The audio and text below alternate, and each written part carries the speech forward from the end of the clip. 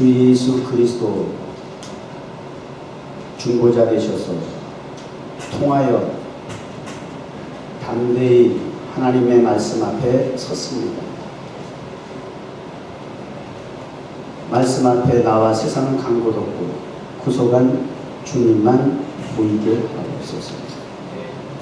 예수님의 이름으로 기도드립니다.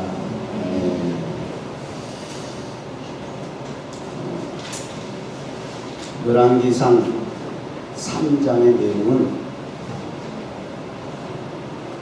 세상 사람들도 다 알고 있다라고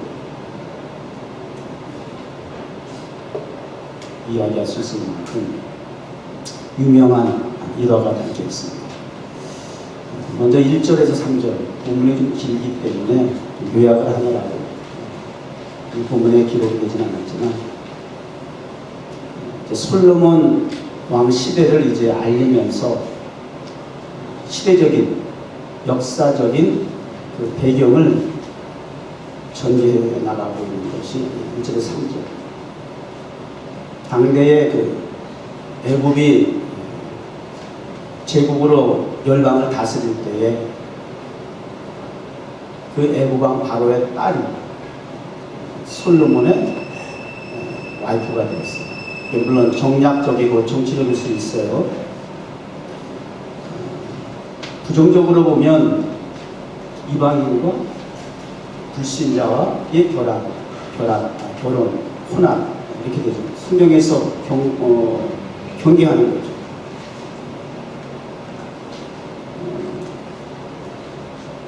이 세상은 두 가지 세상을 우리가 분별할 수 있어야 돼요. 하나는 심판받아야 할 세상이 있어요. 또 하나 세상은 구원받아야 할 세상이 있어요. 그때 우리가 세상이라 그래서 그냥 벽을 쌓고 담을 쌓고 그 교회가 있어서는 안 되고, 그 안에 구원받을 사람을 찾아가야 하는 것이 교회가 또 갖고 있는 사명이기도 해요. 배우자감을 얻을 때의 불신자다, 무조건 안 된다라고 하기보다는 왜? 그리고 그 불신자, 믿지 않는 사람과 또 세상이라고 하는 곳에 내가 나아가서 살아가야 할 때에 의도와 목적에 따라서 내가 어떻게 대처하고 방법을 강구할 수 있고, 그래서 내가 어떻게 리더할 수 있느냐에 따라서 결정이 될 수 있는 거예요. 영향력을 받느냐, 영향력을 주느냐에 따라서 결정이 돼야 되는 문제라는 거죠. 그래서 이제 이 솔로몬 왕이 결과적으로 보게 되면 결국 이 이방의 애굽의 여인 때문에 무상화가 이루어지고 심판을 자초하는 불행과 비극으로 나타나는 결과가 되었지만, 우리가 긍정적으로 보게 되면 잘 믿음으로 이끌어 간다고 한다면 또 하나님의 합력과 선을 이루시는 결과도 가져올 수 있다라고 하는 거예요. 또 시대적으로 이스라엘이 나라가 다윗 왕에 이어서 부강하고 강성해 나가는 그런 과정 속에 있다고 합니다. 하나님이 어떠한 축복을 주시려고 하는 그 축복의 물꼬를 트느냐 마느냐라고 하는 그런 시대적인 역사적인 그런 배경을 가지고 있다. 이런 차원에서 우리가 한번 생각해 보면 되겠고요. 그리고 이제 4절부터 이제 오늘 본문 말씀 들어와서 잠깐 생각해 볼 터입니다. 솔로몬 왕이 제사하러 저와 여러분처럼 예배드리러 그렇게 적용하면 되겠죠. 기브온으로 가니 거기는 상당히 큽니다. 예배드리고 제사하러 가는데 기브온에 있는 산당에 갔다 이렇게 돼요. 설교하고 있어요. 이것도 우리가 사실은 부정적 이미지가 굉장히 강하게 지금 들어와 불편해요. 왜? 성전이 아닐까? 예루살렘이 아닐까? 그런데 그 앞에 3절에 보게 되면 아직 성전과 성벽이 필요하지 아니한 상황에 대해서 기록하고 있습니다. 아직 성전이 예배 처소가 없었을 때다, 이렇게 이제 우리가 볼 수가 있죠. 따라서 하나님의 정한 성전의 필요성도 우리가 절감하지만, 그러나 하나님 앞에 드리는 예배의 장소는 뉴욕 정원교회가 타임스퀘어 광장과 거리에서 찬양하고 예배하는 것처럼 하나님의 백성이 있는, 하나님의 섬기는 예배자가 있는 그곳이 예배 처소다. 철가 잠깐도 예배자가 거기서 하나님의 백성들이 예배하면 성전이 될 수 있는 그런 공격적인 마인드를 갖고 있는 게 우리 뉴욕 종합교회 또 주효신 목사님 이렇게 철학이 있듯이 이걸 또 부정적인 불편한 시각으로만 볼 것이 아니라 중요한 것은 상황도 중요하고 조건도 중요하지만 열악한 환경과 조건 속에서도 우리가 어떻게 대처하고 적응하고 선용하느냐에 따라서 결과는 달라질 수 있더라고요. 불편하고 부정적인 상황이라도 긍정적으로 적극적으로 능동적으로 창조적인 하나님의 일들을 만들어갔으면 좋겠다. 쉽지 않지만 주효신 목사가 추구하는 목회의 철학이에요. 그 일을 여러분들이 13년 가까이 함께 하다 보니까 목사의 빈자리를 여러분들이 특별히 타임스퀘어에서 채우는 일들을 볼 때에 얼마나 참 감사한지 몰라요. 감격이야. 그래서 이 상담이라는 곳이 불편하지만 거기서 재단을 쌓게 되었다. 이런 배경. 솔로몬이 그 단에 1000 번제를 드렸더니 1000 burnt offering 두 가지 해석이 가능해요. 하나는 1000번이라고 하는 횟수, 또 하나는 1000개의 제물. 그러니까 한 번의 예배인데 1000개의 제물을 드렸다. 근데 이제 시간적인 문자적인 해석으로 볼 때는 후자가 맞는 것 같아요.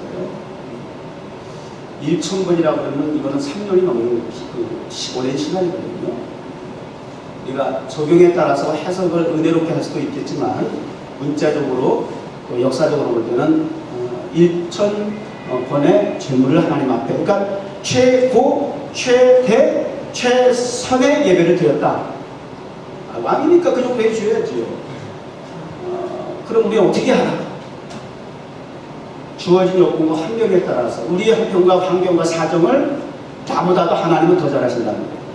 과부에게 있을 엽전 2개는 최선, 어린아이의 손에 들고 있는 오병 이어의 도시락은 최선. 맞죠? 그럼 하나님 그거 인정해 주시고 그걸 받으신다는 거예요.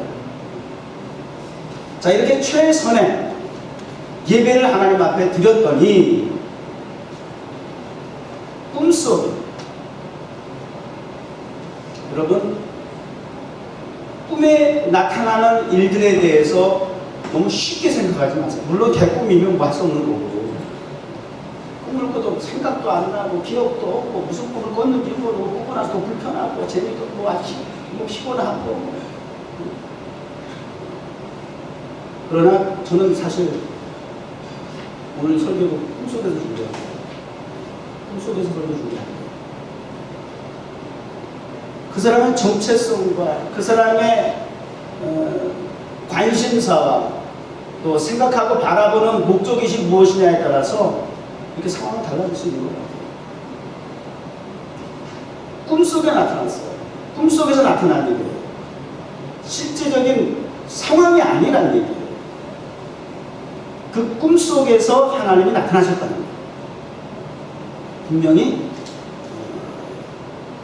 솔로몬 dream the night in a dream 이렇게 표현했어요. 꿈속 이야기예요. 내가 내게 무엇을 줄고 너는 구하라. 소원을 말해요. 그래서 오늘 말씀의 제목은 소원 루트 이렇게 얘기했고, 또 하나는 서원 루트 이렇게 얘기했어요. 두 가지 노트를 가지고 있어야 돼요. 네 개는. 하나는 소원 노트가 있고요. 또 하나는 소원 노트를 가지고 있어요. 너는 무엇을 원하느냐? 소원을 물어봤을 때에 여러분 소원을 대답하는 게 연구해야 되고 고민해야 되고 대답하는 게 힘들면 그거 소원이 아니야. 정말 마음의 간절한 소원이라면 즉답이 나와야지. 왜 고민해야 돼? 뭘 생각해봐야 돼? 그건 소원 아니야. 그런 거. 뭐 소원이라고 말할 수 없어요. 바로 나와야 되는 거예요. 그러니까 소원 노트가 있어야 되죠. 항상 하나님 앞에 기도하면서 이런 소원이 내게 있습니다. 그 다음에 소원과 달리 서원은 뭐예요? 소원은 약속을 이행하는 거예요. 철저하게 지키겠습니다라고 하는 서약 뭐 이런 거겠죠. 선서하듯이 내가 약속을 이렇게 반드시 지키겠습니다. 뭐 그런 부분이죠. 우리 그리스도인들은 이 소원 노트가 있고 서원 노트가 있어요. 제가 이 말씀을 또 오늘 전하면서 준비하면서 생각하고 마음에 감동이 되는 것은 목사의 빈자리를 한 달 이상 채우신 여러분들의 소원을 하나님께서 참 들어주셨으면 좋겠다. 이런 간절한 바람이 있었어요. 정원교회가 아직 작지만 아직 어린 청년들이 구성원이 된 교회이지만 그렇게 자랑할 만한 그런 요소와 조건은 갖추어지지 않았음에도 불구하고 무형교와 유형교회를 섬기는 여러분들의 그 헌신을 모처럼 뒤에서 한 달여 이상 바라볼 때에 그런 마음의 감동이 자연스럽게 생기더라고요. 하나님, 목사가 없는 그 자리를 채울 성도들에게 그 자리에서 헌신하고 예배하고 기도했던 저들의 소원이 이번에 두 가지는 아니더라도 한 가지 정도는 다 이루어졌으면 좋겠습니다. 이런 마음의 그 작용이 아마 꿈속에서도 아마 그대로 전달이 됐던 것 같아요.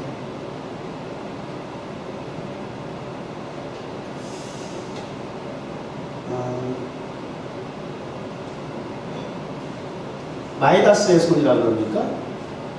들어봤어요? 어떤 일이든지 그 사람이 손만 대면 대박난다 그 얘기예요.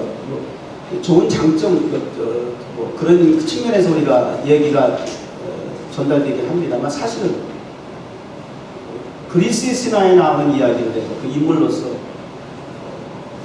소원을 들어주게 될 때에 내가 닿는 손마다 다 황금이 되었으면 좋겠습니다. 그래서 그 소원이 이루어져서 마이다스라는 사람이 소원대로 손 닿는 곳마다 다 황금이 되는 거예요. 음식을 먹어도 황금이 돼요. 뭐 이래가지고 기쁨은 잠시 그리고 근심과 걱정이 더 많아지게 되는 거죠. 그런 사실 슬픈 이야기거든요.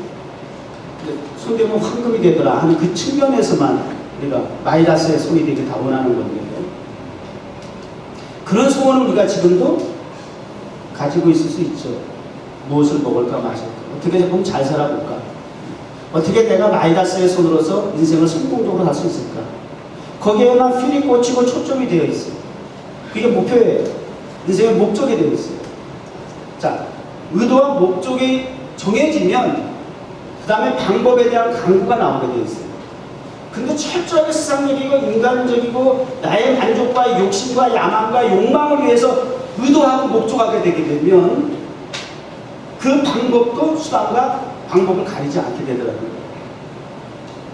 다시 지금 솔로몬이 이와 같은 소원을 말해봐 하나님께서 기도의 예배의 응답으로 말씀하실 때에 나타난 그의 대답이 그 사람의 인생의 철학이 인생관이 나오는 거거든요. 살아가면서 어떤 의도와 목적을 가지고 목표를 가지고 살아갈 것인가에 대한 것이 보여지는 것이거든요. 더군다나 소원의 문제입니다. 그러다 보니까 방법이 나오게 되는 그걸 오늘 여기 말씀에 기록하고 있는 거예요. 그러니까 뭐라고 대답을 해요, 솔로몬이? 주의 종, 내 아들 다윗이 성실과 공의와 정직한 마음으로 자신을 종이라고 묘사를 해요. 하나님의 종입니다. 솔로몬은 인간적으로 어떤 분이에요? 그분의 정체성은 왕이에요. 통치자예요. 통치자는 통치 철학이 있어요. 목사는 목회 철학이 있어야 되고 다 인생관이 있는 거 아닙니까? 이것이 규명이 되지 않으면, 이런 목표가 설정이 되지 않으면 이게 어수선해지고 무질서해지고 이게 사리분별이 없어지면서 문제가 심각해지는 거예요. 그래서 세상에 질서가 없는 거예요. 나라가 힘들고 어렵다? 통치자의 책임이 커요. 그래서 혼란이 오는 거예요. 그런데 솔로몬 왕은 자기가 인간적으로는 통치자이지만 자기의 정체성에 대해서 정확하게 알고 있다 보니까 인생의 또 통치 철학도 거기에서 나오는 거예요. 나는 하나님의 종입니다. 그리고 그 7절에 보면 또 뭐라고 얘기하냐면 종일 뿐만 아니라 저는 작은 아이입니다. 하나님 앞에서는 나는 하나님의 종이고 작은 아이에 불과합니다. 종과 작은 아이로 묘사했을 때의 그 의미는 부족함이겠죠. 연약함이겠죠. 미흡함이겠죠. 불완전한 걸 얘기하는 거겠죠. 미성숙함을 얘기하는 것이겠죠. 통치자임에도 불구하고 하나님 앞에서 어린아이와 같이 미숙하기 때문에, 미흡하기 때문에 통치자로서 자격이 지금 자질되어 있지 않습니다. 그런데 덜컥 지금 하나님의 그레이스, 하나님의 큰 은혜로 말미암아, 그레이스로 말미암아, 멀스로 말미암아 제가 지금 통치자가 되었습니다. 왕이 되었습니다. 그러나 저 자신은 여전히 작은 아이와 같습니다. 너무 불완전합니다. 미숙합니다. 미흡합니다. 부족합니다. 불완전합니다. 그래서 불안합니다. 이 통치자의 위치에서 어떻게 감당을 해야 할지 출입을 알지 못합니다. 왕으로서의 그 마인드, 자세, 태도. 왕은, 통치자는 누구에게 관심이 있어야 돼요? 왕은 누구를 위한 통치자예요? 자신을 위한? 백성을 위한. 그래서 백성 가운데서 백성을 어떻게 재판하고 어떻게 그들의 마음을 understand their heart, 그들의 마음을 이해할 수 있는지, 헤아릴 수 있는지, 백성들의 마음을 분별할 수 있고 통찰력을 가지고 그들을 잘 섬기고 관리할 수 있는지. 어린아이 같습니다. 그런 부분을 출입이라고 하는 표현을 씁니다. 관리할 수 있는 능력이 전무합니다. 길게 얘기를 해요, 이렇게. 그러니까 보세요. 솔로몬 왕이 통치자로서 먼저 소원을 말하기 전에 그가 갖고 있는 인생관이, 통치 철학이 왕으로서 누구를 먼저 염두에 두고 있다? 백성을 염두에 두고 있다. 이게 진정한 통치자입니다. 김정은 같으면 되겠어. 요즘 뭐 트럼프하고 김정은 막말을 받고 왔다 갔다 하는 뭐 어린애들도 아니고 말이야. 불장난할까봐 겁나 두세요. 이거 참 정말. 정확하게 통치자는, 왕은 백성을 위한 존재라고. 그러니까 왕이 됐어, 자세가. 그죠? 근데 하나님께서 맡겨주신 이 관리의 책임을 감당해야 하는데, 백성의 마음을 제가 헤아릴 수 있어야 하는데, 요즘 한국은 뭐 블랙리스트 뭐 얘기가 막 나와가지고 지도자가 백성을 적으로 돌려서 되게 된다는 이런 얘기를 공부하고 하는 거예요.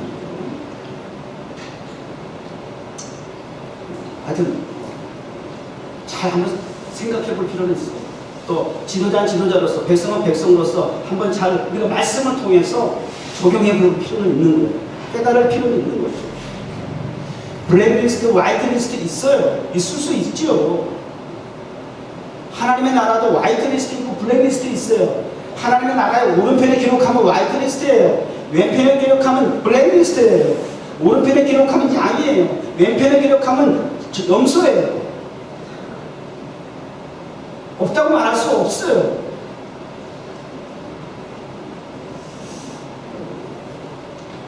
그렇게 왕으로서 백성들을 헤아릴 수 있는 그 왕의 자리와 위치는, 그것도 하나님께서 내게 주신 직분이라고 하는 것을 정확하게 알고 있으니까, 그 다음에 목적과 의도가 정확하니까 그 다음에 방법이라고 하는 걸 강구하게 되는 거잖아요.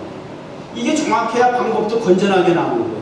이게 잘못 균형이 되니까 방법도 지 멋대로 지금 하는 거거든요. 함부로 하는 거예요. 아, 이 왕의 자리는 내가 잘나서가 아니라, 내 부모 조상을 잘 만나서가 아니라 하나님의 은혜로구나. 그레이스로구나. 하나님께로부터 주어진 통치자로서의 하나님 주권이구나. 그러니까 그 자리를 허락하신, 맡겨주신 그 하나님 앞에 구해야 될 거예요. 세상에, 아니 인류 역사 가운데 가장 최고의 전지전능하신 영원한 통치자가 누구예요? 물론 하나님이잖아. 어디 가서 배워요? 그러면 그분한테 배워야죠. 하나님은 여전히 세상은 절대 주권자 만왕의 왕 하나님에 대해서 여전히 손가락질하고 비판하고 부인하고 부정하고 심지어는 대적까지 하는데도 불구하고 그 통치자 하나님께서는 그런 세상에 대해서 끊임없이 참고 견디시고 인내하시면서 이 땅에 오시기까지 낳고 작아지셔서 우리와 동등됨을 마다하지 아니하시고 심지어는 십자가 달려 죽으시고 장사되기까지 음부에 내려가기까지 자처하신 일들은 그 세상, 그 죄인, 그 심판받아 마땅할 저와 여러분을 위해서 절대 통치자께서 행하신 일입니다. 이게 통치자의, 그래서 그래요 여러분의 월세요. 최고의 사랑이고 최고의 은혜예요. 인식이 돼야 돼요. 오늘 이 말씀이 먼저 우리 가슴 속에서부터 공감이 이루어져야 돼요. 그 기초 위에 터 위에 하나님의 말씀이 그리고 헌신과 봉사가 예배가 진행이 되어져야 돼요. 이 뿌리가 없는 우리의 이러한 신앙이 모래 위에 쌓는 집과 같이 교회생활, 종교생활 10년, 20년 평생을 해도 변화를 가져다 주지 못하는 것은 아닐까 생각이 필요가 있겠죠. 그러니까 하나님에게 구해야죠. 하나님을 통해서 배워야죠. 내 주의 종 내 아비 다윗이 성실과 공의와 정직한 마음으로, 이게 사실은요, 성실, 공의, 정직, 이게 사람의 속성이라기보다는 하나님의 속성입니다. 신명기에 있는 말씀에 보면 하나님의 속성에 대해서 여러 번 언급하는데 거기에 기록되어 있는 속성들이 다 이런 부분. 그러니까 다윗은 왜 이런 속성을 가지게 되었느냐? 왜 그랬겠어요? 하나님을 잘 믿고 섬겼기 때문에. 성실하시고 공의로우시고 공평하시고 그리고 정직하시고 하신 하나님을 잘 섬겼더니 배우게 됩니다. 닮아가더라. 이게 신앙생활이 아닐까요? 껍데기가 아니라 이런 내면적인 성화 이루어지길 주의 이름으로 축복합니다.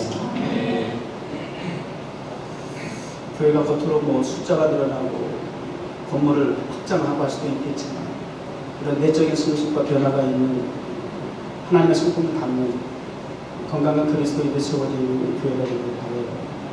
어떻게 보면 이것은 목회자가 하나님 앞에 구할 수 있는 소원이라고 말씀할 수 있습니다.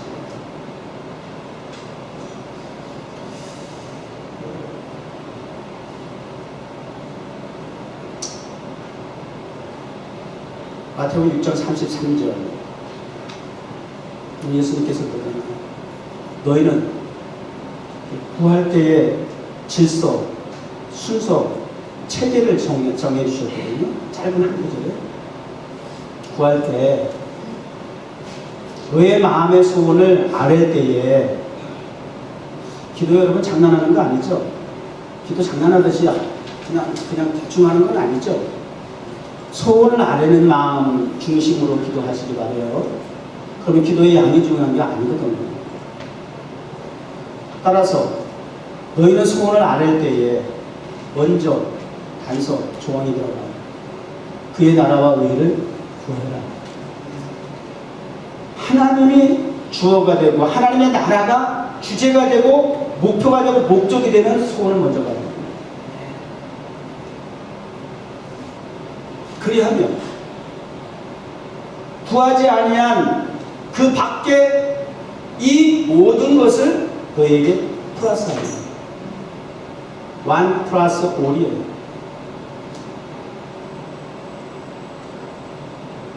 우리가 기도하는 소원을 아뢰는 의도와 목적에 따라서 주어지는 결과는 상상을 초월하는 하나님의 축복이 있는 거죠. 오늘 이 말씀이 그대로 적용된 것이 솔로몬의 소원을 통해서 나타나는 결과라는 걸 알 수가 있어요. 죽은 작은 아이가 출입을 알지 못합니다. 지혜로운 마음을 중에 이제 구체적으로 나오죠. 이렇게 쭉 상황을 설명하고 이제 소원에 대한 구체적인 강조가 나옵니다. 이렇게 어린아이와 같고 무지하고 미숙해서 백성들을 다스릴 만한 그들의 마음을 헤아릴 마음이 무지한 그런 상태에 있기 때문에 제가 구하고 싶은 것은 백성들의 마음을 헤아릴 수 있는, 또 그들의 모든 재판을 송사를 잘 관리할 수 있는, 선악을 분별할 수 있는 지혜를 주시옵소서. 여러분, 소원 성취는 여러분 이거요 라고 얘기할 수도 있을 거예요. 부자 되고 싶어요. 구체적인 어떤 물질적인 그런 소원을 이야기할 수가 있겠죠. 자리에 대해서, 소유에 대해서, 건강에 대해서. 근데 이런 것들의 가치는요, 솔로몬의 사례를 통해서 우리가 보니까 이 결과는 결국은 어디서 어느 과정을 통해서 나타나는 결과인가? 그 과정은 결국은 출발은 지혜에서 나타납니다. 커넥션, 커넥티드라고 참 잘 됐어요. 누구와 어떻게 연결되느냐에 따라서 결과가 달라지는 거예요. 무지한 사람, 어리석은 사람을 만나면, 사기꾼을 만나면 그 결과가 나는 거고요. 지혜로운 사람을 만나면 지금 어려워도 그야말로 대박을 날 수 있는 가능성을 가지고 있어요. 지혜라고 하는 것은 출발이고 과정이지만, 그러나 가능성을 통해서 하나님의 대박을 가져오게 되어 있다는 겁니다. 너무 조급해하고 성급해하지 말자는 거죠. 하나님한테 우리가 먼저 구할 것은 성전 확장이 아니라 교회가 머리 숫자가 많아지는 어떤 인간적인 부흥보다 하나님 앞에 목회자로서 자질을 갖출 수 있도록 하나님 지금 주어진 하나님께서 보내주신 백성, 자녀들을, 성도들을 잘 그들의 마음을 헤아려서 말씀을 전하고 은혜를 끼칠 수 있는, 제가 무슨 은혜를 끼쳐요? 건방지소리지. 그렇게 표현하는 자체가 어불성설이에요. 제가 무엇이간 여러분들에게 은혜를 끼칠 수 있어요? 그럴 수 없어요. 들다 보면 더 냄새날 수 있어요. 더 부패할 수 있어요. 그럼에도 불구하고 하나님이 사용하시는 도구로서 세운 이 자리를 통해서 성도들에게, 이 공동체에게 하나님 기뻐하시는 뜻대로 목회하고 그들을 하나님의 뜻 가운데서 인도할 수 있는 리더십을 발휘할 수 있게 된다. 선한 영향을 미칠 수 있게 된다고 합니다. 이것이 우선되어져야 할 소원이라는 거죠. 교회 부흥시켜주세요. 이러고만 결과론적인 부분에 대해서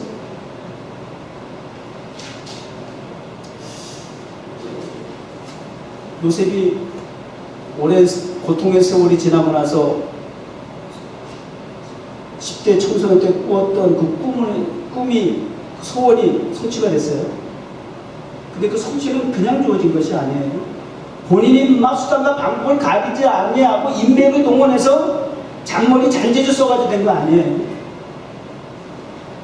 왕의 꿈을 해석할 수 있었던 기회가 주어졌기 때문에. 그러면 노예에서 죄수의 신분에서 총리가 되는 것은 이건 고속 승진 정도의 차원이 아니에요. 그건 하나님이 하시고. 근데 중요한 건 그 꿈을 해석할 수 있는 뭐가 있어야 돼? 지혜가 있어요. 그 지혜는 어디서부터 와야 돼? 하나님께부터 주어요. 소원 성취는 그냥 주어지는 것이 아니라 알고 보니까 신부는 여전히 감옥에 있는 죄수였지만 하나님께서 주신 지혜를 가지고 있게 되니까 때가 되니까 연결을 됐더라는 거예요. 성공의 비결이에요. 느헤미야 페르시아 제국의 아닥사스다와 시절에 술 맡은 관원장, 늘 나라와 민족, 예루살렘에 대한 형편 사람들에게 물어보게 되니까 성전이 회파되고 성벽이 무너져가지고 아주 백성들이 고통스럽다고 하는 이야기를 듣게 되니까 날마다 눈물로 금시간에 기도하더라는 거예요. 그러니까 얼굴이 뭐 말이 아니겠죠. 저같이 이렇게 아파서 얼굴이 말이 아니면 뭐 그럴 수 있고 그런 거다 하겠죠. 얼굴이 말이 아니다. 참 안 됐다. 그게 기도해서, 금식해서, 죽도록 충성해서, 그래서 이렇게, 그럼 그 영광이죠. 십자가죠. 면류관이죠. 근데 이 아닥사스다 왕이 보니까 얼굴에 수색이 가득해, 근심이 가득해. 이리 와봐. 너 왜 그렇게 평소와 달리 얼굴에 근심과 수색이 가득하냐? 너 무슨 일이야? 그리고 네가 원하는 게 뭐야? 이렇게 나와. 똑같은 얘기예요. 네가 원하는 소원이 뭐야? 이거예요. 네가 근심과 걱정이 가득하다면 그 문제 내가 왕으로서 해결해 줄 수 있어. 네 소원이 뭐야? 이렇게 묻는 거예요. 잠깐이지만 또 하나님 앞에 묵도하고 기도하고 내 조국이 성전이 이스라엘의 자존심, 자긍심, 프라이드는 정체성은 성전이고 성벽이에요. 그 두 가지가 회파되고 황폐화되어 있다라고 하는 현실이 너무나 슬프고 괴롭습니다. 저로 하여금 돌아가서 성전과 성벽을 재건할 수 있도록 기회를 달라고 합니다. 흔쾌히 즐거운 마음으로 그 아닥사스다 왕이 총독의 지휘를 줘서 보내더라는 거예요. 문제 해결됐어요, 안 됐어요? 이런 식이에요. 하나님께서 기뻐하시는 뜻대로 근심하고 걱정하고 기도하고 예배하면 그 길은 하나님께서 열어주시는데 이런 지혜를 주시는 거예요. 절대 휘발적인 잔재주 수단과 방법을 통해서가 아니에요. 철저하게 하나님이 주신 소원을 이루어져 나가는 그 과정을 보게 되면 끝없이 이러한 말씀을 여러분들에게 소개할 수 있어요. 설교에 제약된 시간으로 말며 자제하고 절제할 수 있어야 하는 것도 은혜이니까.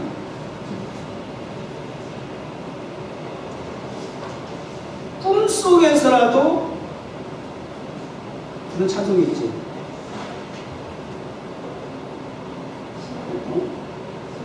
찬송이 뭐지?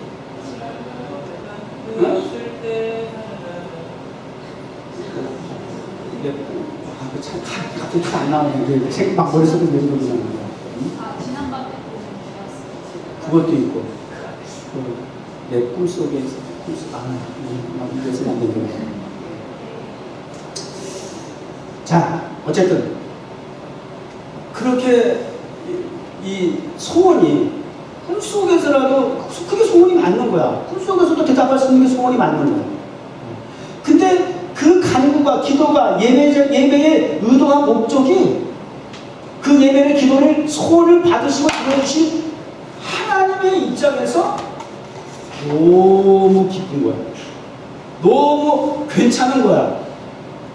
너무 멋스러운 거야. 하나님은 우리의 예배를 좀 그렇게 받으시면 좋겠어요. 하나님 우리 예배 받을 때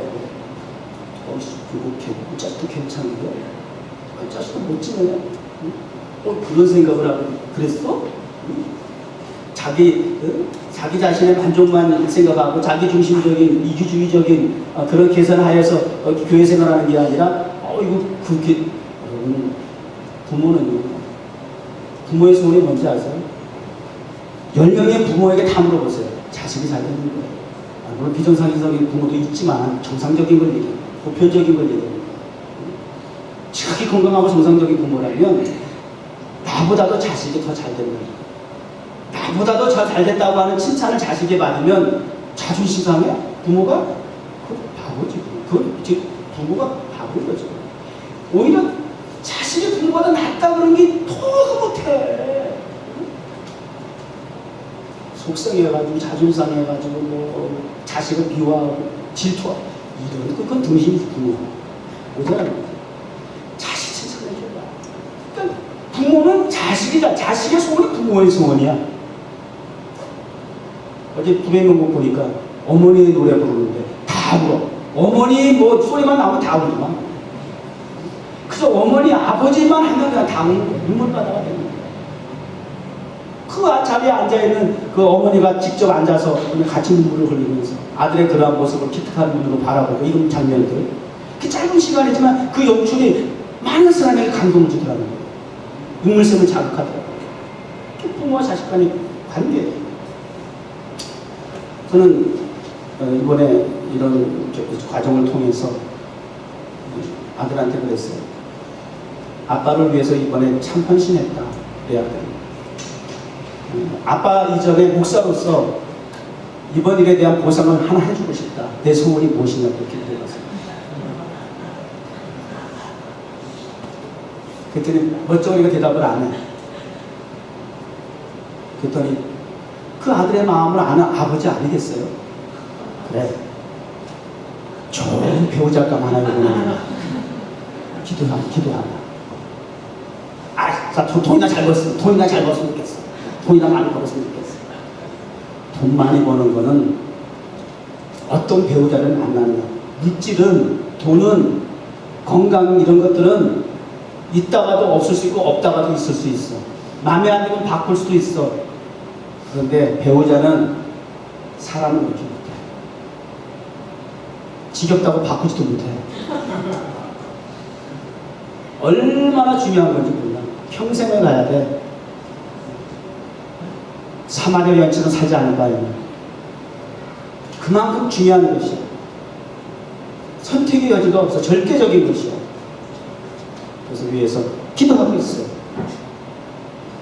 뿐만 아니라 우리 성도 여러분들에게도 한 사람씩 내가 물어보진 않았지만, 그러나 그런 심정을 담아 오늘 이 말씀을 전하고 싶은 거예요.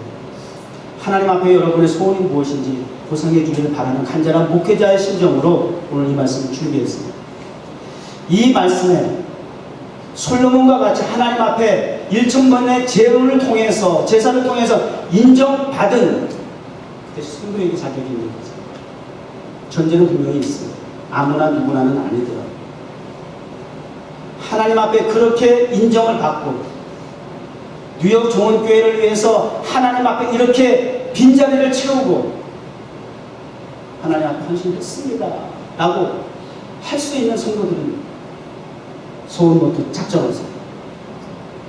그리고 하나님 앞에 함께 기도합시다. 내가 물어보지는 않겠어요. 그러나 하나님 앞에 여러분이 1대1 관계 속에 작정하시고 준비하셔서 우리 그 소원이 이루어지나 안 이루어지나 한번 말씀이 진실로 이루어지는 것인가, 역사하는 것인가, 믿음대로 되는 것인가 한번 확인해 봅시다. 할렐루야. 네. 기도하겠습니다. 하나님,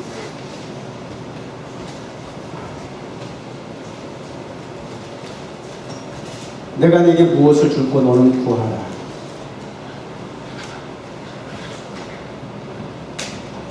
꿈에도 소원이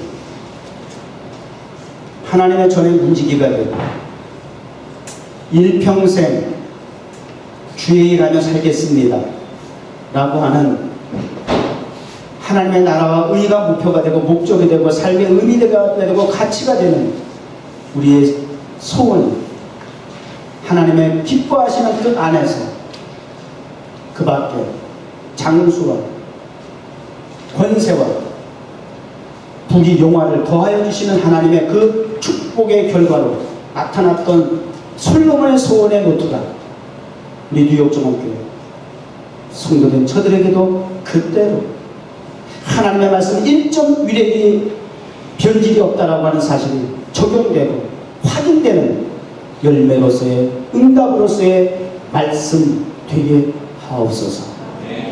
예수님의 이름으로 기도드립니다. 아멘.